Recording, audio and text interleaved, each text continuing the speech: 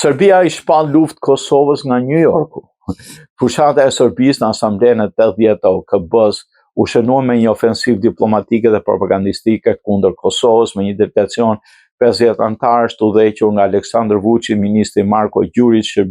Serbia shfrytëzoi fjalën në asambleë dhe një fushatë vizuale në New York me ekrane digjitale që shfaqin imazhe dhe mesazhe kundër kryeministit Albin Kurti dhe shtetësisë Kosovës. Vučić deklaroi në OKB se Kosova dhe Metohija janë pjesë e pandashme e Serbisë, ndërsa mesazhet propagandistike e paraqiten Kosovën si shtet paqëndrueshëm me qeveri autoritare. Synimi kryesor është dobësimi i imazhit të Kosovës në arenën ndërkombëtare, nxitja e hezitimit të vendeve që nuk kanë e njohur ende, vendosja e dyshimeve edhe që disa shtete që e kanë njohur, shtrirja e fushatës përmes protestave të komunitetit serb në SBA.